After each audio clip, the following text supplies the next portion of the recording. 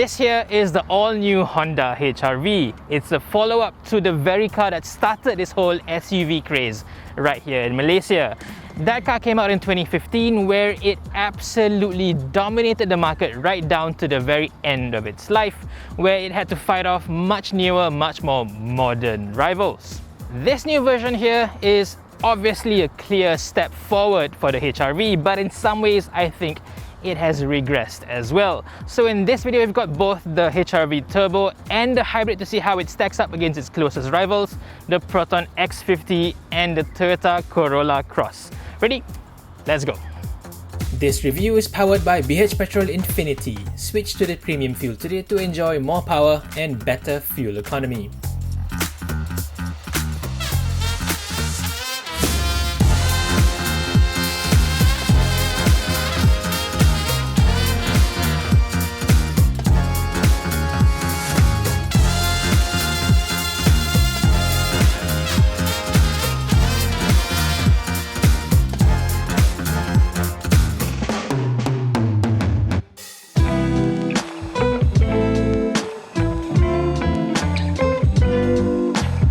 So the Honda HR-V range here in Malaysia starts from just under 115,000 ringgit, but it goes all the way up to 141,000. That's a very wide spread, and that's because Honda Malaysia is now offering 3 different engine options for the HR-V.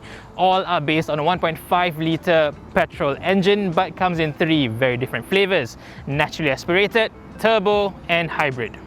But let's not beat around the bush here. The base 1.5S is almost purely there so Honda Malaysia can say the range starts from 115,000 ringgit just to get you through the showroom floor. Once you're there, they'll sell you the 140,000 ringgit car. It's got a smaller, less powerful engine than the old version, so it's going to feel underpowered to most people, and overall it's just a little bit too bare basics for a car like this.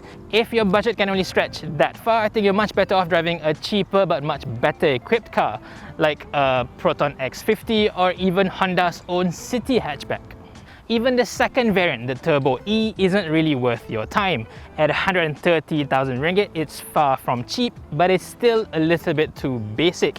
You still get the small wheels, fabric, manual adjustment seats, no leather on the steering wheel, and worst of all, a bare basic 4-speaker system. This Turbo V upgrades all that for an extra 5,000 ringgit, which I think is well worth it.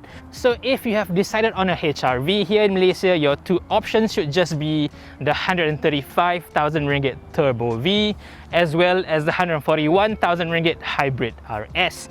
Now, neither car is cheap or affordable anymore, but that's just the way it is here in Malaysia. Even its closest rival, the Toyota Corolla Cross, are priced almost exactly the same as these two.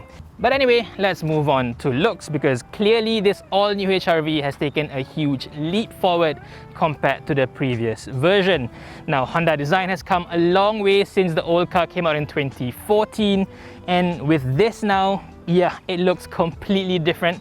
It's such a drastic change. It's almost like they've skipped an entire generation with this HR-V. Can you imagine if the Honda Civic went from the old FB directly into the FE without having the FC in between? That's what this feels like. The HR-V comes in 3 different faces here in Malaysia, but since we are ignoring the base S model completely, these are the 2 models that you'll be considering here. The RS model over here I think looks really good, especially with the full chrome grille, the extra chrome line down the bottom, as well as the gloss black body kit and body cladding.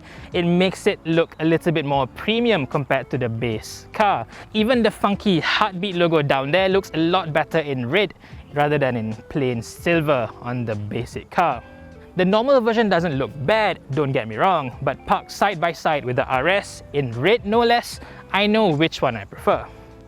Down the side, it looks completely different from the old car. It now has much sharper lines, much flatter surfaces, while the old car was just much curvier and much more organic. I think this looks far more modern, far more sporty than before. The only thing that they have retained is the signature hidden rear door handles in this current HR-V. Now that in fact pays homage to the original HR-V, which was actually a 2-door SUV. One thing I have to point out though is the low-hanging exhaust can under both cars. You just know at some point you are going to run over a rock or something that will hit and damage the thing. It's just not a good look at all. But the back here is clearly my favorite angle for the Honda HR-V. It's just so simple, so clean. It even has a premium vibe to it all. And best yet, it's done so without having those, funky lights that Honda has used on its recent models. Here, it's a very simple light design, and this full width taillights look really good, especially at night, where it gives off a bit of a Porsche Macan vibe. One thing that you may not have noticed is that the two lights are actually different from these two cars. The RS has the top line finished in frost white, while the normal car has it in plain red. Moving further down, the RS gets the full gloss black bumpers, but it's the turbo that looks more sporty with the twin exposed tailpipes. The RS gets none at all. This to me is a far better treatment for the HR-V Hybrid, which is better than the new Civic Hybrid. That with a single pipe just looks like too much of a downgrade compared to the rest of the range. Here, it looks clean and it fits the electrification theme far better. Now moving on to the interior, this is again a big departure for the HR-V. Although unlike the exterior, I actually think they have regressed a little bit in this department. The old HR-V had a very unique interior. It felt very premium, and with a very high center console, it really felt like you're in an SUV. This, however, looks a little bit too boring, a little bit too plain. Yeah, a bit too conventional for my liking. It is actually very similar to the Honda Civic interior, which I do actually like, but without the fancy aircon grills. Yeah, it looks boring, I think. But having said that, most of the touch points and the basics are very good. Most basic controls are within easy reach and they feel good to the touch as well. And while there are a few scratchy, cheap feeling plastics here and there, even at the top here, most of the things that you will feel and touch most of the time feel quality. This includes the center pad over here, which feels a little bit soft, this nice center armrest over here, and even the door cards. Everything feels like it's built to a very high quality in this car. Now let's move on to the center screen, which I actually do like. It looks very good, very easy to use. It's quite snappy as well, very fast to respond. Plus, it's got physical buttons on the side, especially for volume, which I do really appreciate. Now, it also has Apple CarPlay and Android Auto support as standard across the entire range. It is wired, unfortunately, but at the very least, it comes off a nice place down here, instead of sticking out from the actual head unit like in the Corolla Cross. That looks far cheaper. But on the other hand, the actual placement of the screen itself faces flat facing the rear. So from the driver's point of view, it actually faces away from the driver, and that gives off a lot of reflection, which is not a nice thing to have. And then you've got the big fat old school CRT style housing of the screen. This does not look anywhere near as nice as the far more modern freestanding screen in the Honda Civic. But even then, it doesn't look as egregious as the one in the Corolla Cross. That looks far worse still. Yet another thing that I don't really like is the use of just a reverse camera instead of a surround view camera. With more and more cars under 100,000 ringgit having that feature, for a car at 130, 140 to just have a reverse camera, yeah, doesn't sit right by me. Now, I think this has mostly to do with Honda's insistence on having the lane watch system. This requires the inclusion of a camera on the left wing mirror of the car, where usually the 360 camera would sit. But I think if you were to ask most of your customers, most of them will prefer a 360 camera instead of lane watch, I think. But there are a lot of things that I do actually like about this cabin. The seats especially are fantastic. They are supportive, they are very comfortable. They are far better than the ones in the Proton X50. Now, you may not think that seat comfort is such a big important thing. That's actually, you take a long drive in a car with bad seats, you walk away feeling very tired, body aches all over. Yeah, it's just not a good experience. With this car, you can go away after a 3-4 hour drive, walk away feeling refreshed. Yep, this is such fantastic front seats. And then there's a brand new feature for the HR-V, which is the side aircon vents. Now, if you don't like having the air blown directly to your face, you can just turn this dial over here and the air gets dispersed around the cabin in a far more comfortable manner. I think that is such a nice feature to have. As for differences between the regular turbo and this top spec RS hybrid, the air conditioning system gets upgraded from a single zone climate control to a dual zone system over here, but I don't think that's such a big thing for most customers. What would have a bigger effect is the sportier feel of this RS. You've got rich stitching everywhere on the seats, the gear lever, the steering wheel, plus this full black headlining and pillars instead of plain grey does give it a far cozier, far sportier feel in this RS.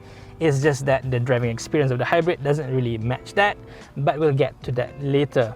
The only one omission on the turbo that I don't agree with is the lack of an auto wiper system. That is only reserved for the top of the range Honda HR-V RS. But for a car that's worth 135,000 ringgit to not have such a simple feature like auto wipers, I think it's a bit too stingy.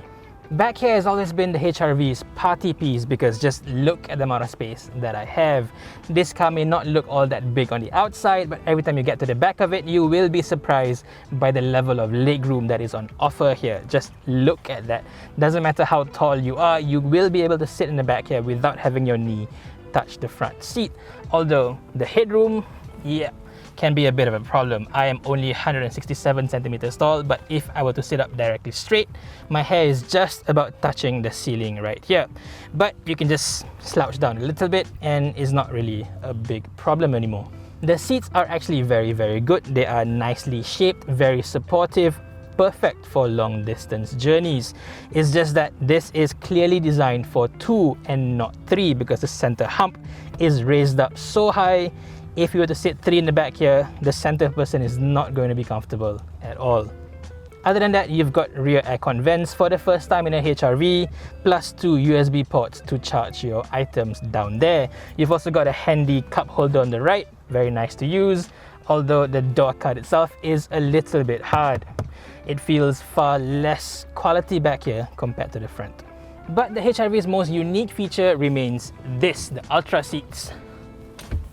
You can just fold up the rear seats and then have this massive tall loading bay. Here you can put in taller items like a flower pot, a guitar case, a bookcase or whatever, and this is something that you can only do in a HR-V. By anything else, you lose this feature. Adding on to the practicality factor is the spacious boot of the HR-V. More than just sheer volume, it is so well shaped, it's tall, it's wide, you can fit in a lot of things in the back there, no problems at all. The old HR-V had a genius tonneau cover that you can just fold away when not in use. This new version takes it to the next level where it lifts up together with the boot. It's such a good addition for the car. Plus, unlike the Corolla Cross Hybrid, the HR-V Hybrid does not get compromised in terms of boot space. You get the exact same space, although you do lose out on a spare tire.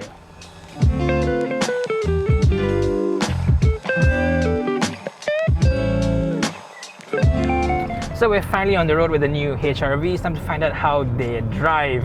Let's start with the turbo version first. Now this gets powered by pretty much the same engine that's powering the rest of the Honda range, from the Civic to the CR-V to the Accord. This has the same 1.5 litre 4-cylinder VTEC turbo engine. Here for the HR-V Turbo, it's rated at 181 PS and 240 Newton meters of torque. This is by far the most powerful HR-V we've ever had so far, and it definitely feels like it. 0 to 100 is claimed to be done in about 8.8 seconds for the turbo, or 8.7 seconds if you are to buy the cheaper 1.5 Turbo E version with the smaller and lighter wheels. But to be honest, even if you were to drive both cars back to back, the E and the V, you're not going to feel that big of a difference in terms of performance. But before you get too excited, even with the turbo in the name, it's not that much of a performance car.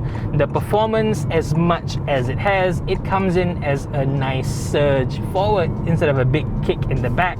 That has more to do with the transmission in use here, a regular CVT. So a CVT plus a turbo may not give you the most exciting performance, but this gives you a lot of usable performance. If you are to overtake, if you are to accelerate from say 60 to 80 or 100, this gives you a very effortless, serene, easy acceleration. At no point will you feel like the engine is struggling or even pulling up higher revs. you just glide forward with such an ease that you're driving a much bigger engine than a 1.5. It also helps that the turbo engine is fairly quiet comparative to Honda's other engines. So even as you rev it up high, not too much of that noise comes into the cabin. It is quite comfortable as you drive it along. Compared to the competition, it is easily the most powerful car in the class. The Proton X50 comes fairly close with very similar output numbers as well, but the delivery of the torque in the HRV is just more. Me being very familiar with the X50, the HRV feels more effortless to drive. It feels like it has bigger lungs, bigger engine compared to the X50 despite having the same 1.5 litre capacity. Now if you were to compare it against the Corolla Cross, whether it's the petrol or the hybrid, there is no competition. The HRV is just miles faster at any speed, whether from rest or from 100 kilometers per hour. HRV just shoots forward far faster than the Corolla Cross ever can. The story gets a little bit more disappointing when it comes to the HRV hybrid. This here gets a different setup altogether. There is still a 1.5 litre petrol engine, but here it's naturally aspirated, not turbocharged, and it's even down-tuned to be far more efficient. Plus, the engine isn't even the primary motive for the wheels. Most of the time, it's used as a power generator to provide charge to the battery pack. Most of the time, the car is driven by the electric motor up front. This is rated at 131 PS and 253 Newton meters of torque. Now the last torque figure, 253 Nm, is the number that Honda likes to shout about a lot with the HRV hybrid, but driving it, at no point does it actually feel like it has that much torque. 253 is technically more than the 240 the turbo has, but driving it back to back, at no point does this ever feel as torquey as the turbo. The turbo at all speeds just feels faster.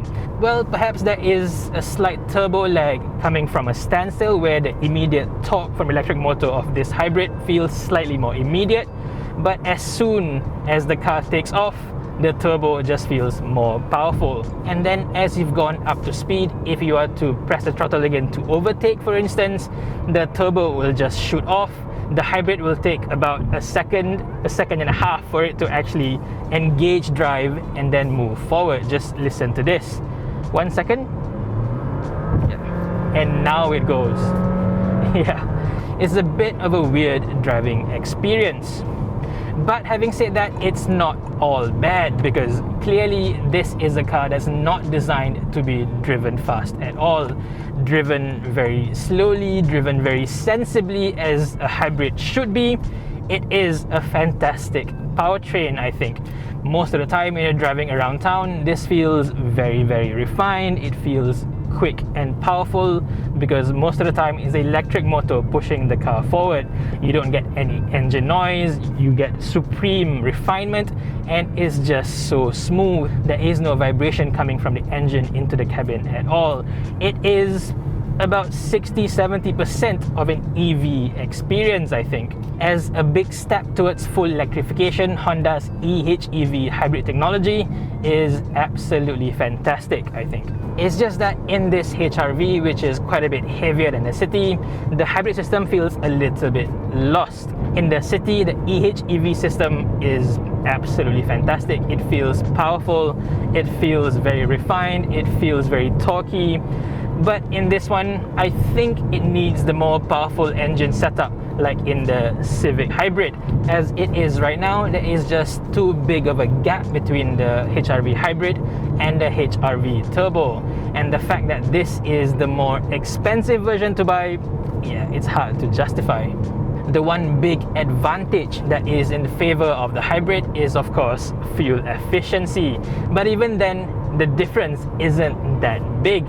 Now, having driven these two cars back to back over the same conditions, I've managed to average around 20 kilometers per litre with the hybrid, which in itself is amazing. This is not a small car. For it to average 20 kilometers per litre, a number that even an Asia would struggle to manage, is amazing.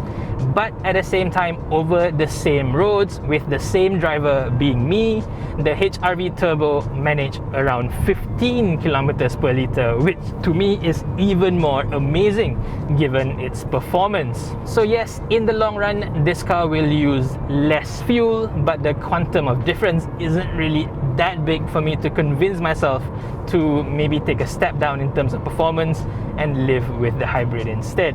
To me, the turbo makes more sense in terms of performance and fuel consumption.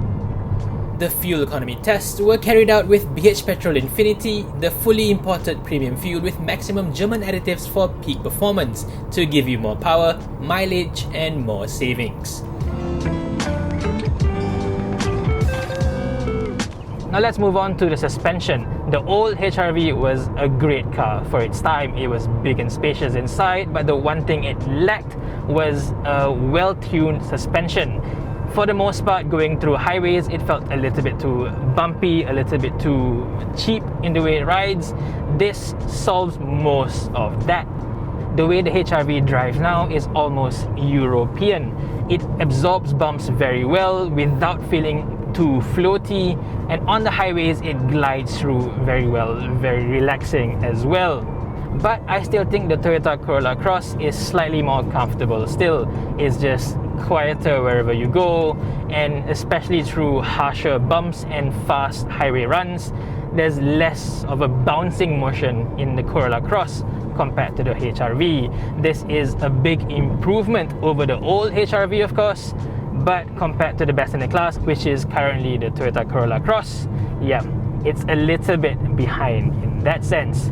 But at the very least, this is now far better, far more comfortable than the Proton X50. Now, in terms of handling, this car may surprise you a little bit because it's not a bad steer. The steering wheel is actually very, very good. It feels like it's very tightly wound, and there's quite a fair bit of weight to it. If you're the sort of person who likes driving fast, and this is going to be your car of choice, especially if you're just comparing between this, the Corolla Cross, and the Proton X50. There's quite a bit of body roll because the setup is fairly soft, but if you were to string a few corners together, I think you have a lot more fun in this compared to the Toyota and Proton.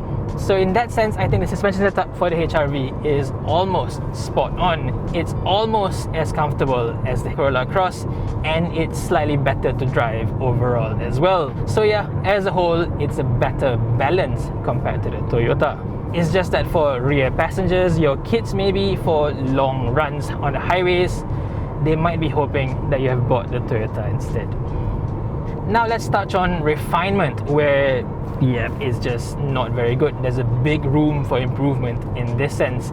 The hybrid especially, the engine is just not well insulated at all. If I were to press it on a bit more, that's a very loud engine note.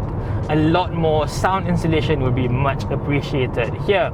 And it's not just the engine either. The turbo version is far quieter in terms of the engine, but you still hear far too much for everything else. The one thing this car does well in terms of vibration is the wind noise. There's hardly any of it unless you go well over 110, 120.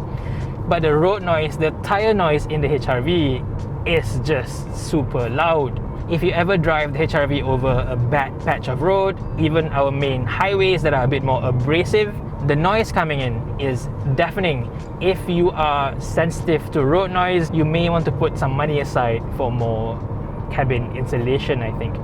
But before you think I'm just hating on the Honda, as a whole, I really do like this car. Pair everything together with especially the turbo engine with this fantastic front seats, and as a whole, the driving experience is really, really nice.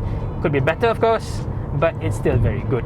One last thing is the ADAS, the Active Driver Assist systems on this car. This gets the very latest Honda Sensing suite, and it gets pretty much the whole thing. Autonomous emergency braking, AEB, adaptive cruise control, lane keep assist for the full level 2 semi-autonomous driving. This is something the previous HRV never had. That car came at a time when there was no such thing as AEB, Adaptive Cruise Control, for this price range. That came much later. So in terms of safety, the new HRV is such a big jump over the old car. The old car from top to bottom did not have AEB. This new version has the full Honda Sensing Suite, top to bottom. Even the base 1.5 NA's got the full Honda Sensing. And it works very well too. For this latest system, Honda has transitioned from having a camera plus radar setup to just having a single camera up top. To most people, that is going to look like a downgrade. It is a simpler system, but in operation, it's actually very good. The way it controls the steering, the throttle, the brakes is actually very smooth. I'd say it is on par with the very latest Toyota Safety Sense system. At no point does it feel like a downgrade over the old Honda Sensing. If your point of reference is purely Perodwa's camera-based systems, this is far better than whatever Perodwa can make. It feels far smoother, far more natural. I would actually use this for long journeys, while in the Perodwa, I usually turn it off. So that's my full review of the all-new Honda HR-V. In most aspects, it is a massive improvement compared to the old car, especially in terms of looks, performance and comfort. But having said that, the Toyota Corolla Cross is a little bit more comfortable still, and even compared to the old version, this car has lost a little bit of that uniqueness in terms of interior design. But if you look at the car as a whole, as an overall package, the HR-V, especially with its unbeatable practicality factor, it still sits easily at the very top of the class. Now, choosing between the two models, the turbo and the hybrid, is a little bit more complicated. If it's me choosing HR-V, ideally I would want a turbo engine with the RS package. But unfortunately, that is not an option. So between the two, I will settle for the regular turbo. To me, it is just a better package in terms of performance and fuel economy. And while I do like the hybrid tech in this EHEV, I think if you're really serious about electrification, at this price you can start considering proper EVs instead. So do you agree with my verdict or not? Let me know in the comment section below. Thank you for watching and stay safe, everyone. This review is powered by BH Petrol Infinity. Switch to the premium fuel today to enjoy more power and better fuel economy.